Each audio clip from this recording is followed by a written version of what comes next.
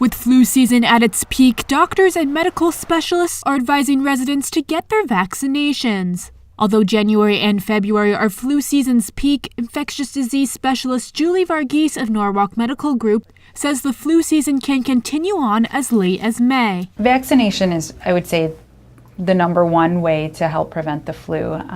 The vaccine is created to cover the strains that are felt to be most prevalent for that particular season. And what we're finding is one of the most prevalent strains this season is actually covered in the flu vaccine. She says those strains include H1N1, H3N2, influenza A, and influenza B. Some people feel that once they've gotten the flu, they don't need to get the vaccine because they are immune. But again, there's different strains, so even though you might have had the flu with one particular strain, you can still protect yourself by getting the vaccine. Reports show as of January 4th, there have been 683 reported cases of the flu in Connecticut alone, with 239 cases in Fairfield County. The state has also seen 2 flu-related deaths and 142 hospitalizations. Some other myths are that once you get the flu vaccine, you're completely protected from getting the flu. While that's the best thing that you can do as far as helping to prevent the flu, it doesn't protect you from all strains of the flu, as I mentioned earlier.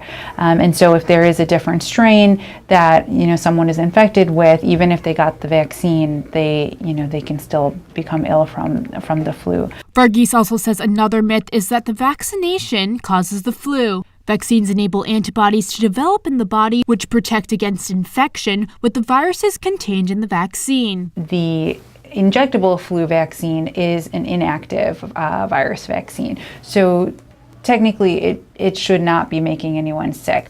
What can happen is the body does take a couple of weeks to build immunity, and so there are times where the person might get sick regardless because their body is still building up immunity during that time period, but it's not that the vaccine itself is making the person sick. She says if you are sick, staying home is the best way to protect yourself and others. Frequent hand washing, covering your mouth when you're coughing if you're sick, drinking lots of fluids, staying healthy as far as your diet, exercise. These are all things that help boost your immune system, which help not only with flu but other long-term illnesses as well. In Norwalk, Priscilla Lombardi, it's relevant.com.